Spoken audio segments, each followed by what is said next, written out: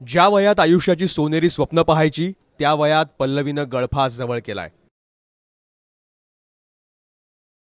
सतत होणाऱ्या छेडछाडीला कंटाळून पल्लवी बोडेकरनं आपलं आयुष्य संपवलं।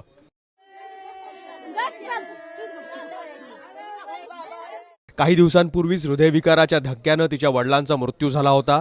त्यानंतर दुचाकीच्या अपघातात आईचंही छत्र हरवलं। 2 मोठ्या बहिणींची लग्न झाली, त्या सासरी निघून गेल्या। परिस्थितीशी 2 हात करत मोठ्या हिमतीनं पल्लवी उभी राहिली होती। छोटी बहीण निकिताची जबाबदारीही तिनं खांद्यावर घेतली। कोल्हापुरात धुणी भांडी करत निकिताला तिनं शिक्षण दिलं, पण गाव गुंडांच्या छेडछाडीपुढे पल्लवी पूर्णपणे कोलमडली आणि तिनं गळफास घेऊन आत्महत्या केली। म्हणली मावशीच्यातनं कांदा आणजा, आमटी फोडणी टाकायची। मग मी आलो, नंतर दारच उघडणं। मग मी तात्यांना बोलवलं, मग तरी पण दार उघडणं। मग नंतर कापरं काढून बघितलं। सर काल जर ते 8 दिवसापूर्वी त्यांना 6 जणांना त्याचे हे छेडकळ काढलेले। दारावरून आल्यानंतर मी त्यासून धरून विचारलं, बाबांनो तुम्ही असं का केलं? तर तुला काय करायचं ते करणार म्हणलं, आम्ही काय करणारच।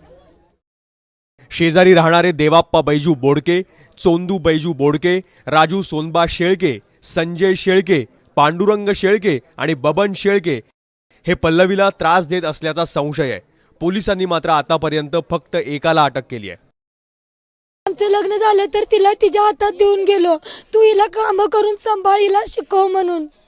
आणि आमच्या नशिबाला त्यांच्याने काय गालबोट लावले।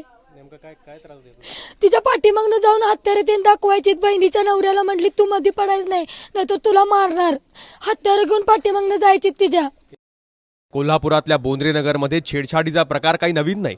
परिसरातल्या अनेक मुलींना गाव गुंडांचा सतत त्रास चालू आहे। पोलिसांकडे तक्रार करूनही याचा फारसा उपयोग झाला नाही। काय नाही, रोजच आहे यांचं। आज मला चिडतं अशी काय, रोजच्या रोज गाड्या घ्यायच्या, हॉर्न वाजवायच्या, पोरांना घेऊन मुद्दामून फेऱ्या मारायच्या, मुद्दामून कॉलेजपर्यंत यायचं का तर यांचं शिक्षण बंद व्हावं असं त्यांच्या मनात होतं वाटतं। प्रत्येक वेळेला आज मला रोज असे किती घटना घडणार, काहीतरी सरकारनं करायला पाहिजे याच्यासाठी। एकदा कंप्लेंट केलेली तरी पण त्यांनी काही ऐकलं नाही। त्याच्यानंतर उलट ते अजून जास्तीच करायला लागलेत। परत एकदा कंप्लेंट केली तरी पण त्यांचं काही झालेलं नाही। पोलीस करतात काय काम? पल्लवीच्या आत्महत्येनंतर जमाव संतप्त झाला। संतप्त जमावाने संशयितांच्या घरावर हल्लाबोल केला, तर संशयित गावगुंडांनी पल्लवीच्या घरावर हल्ला करण्याचा प्रयत्न केला। या संपूर्ण धुमश्चक्रीमध्ये 2 जण जखमी झालेत। खरं तर गावगुंडांची पल्लवीनं यापूर्वीही पोलिसात तक्रार केली आहे, पण पोलिसांनी तेव्हाही फक्त बघ्याची भूमिका घेतली। त्याच वेळेस पोलिसांनी संबंधितांना दम दिला असता तर पल्लवीवर आज गळफास घेण्याची वेळ आली नसती। त्यामुळे पल्लवीच्या आत्महत्येला गावगुंडांसोबतच पोलिसांनाही जबाबदार धरायला हवं।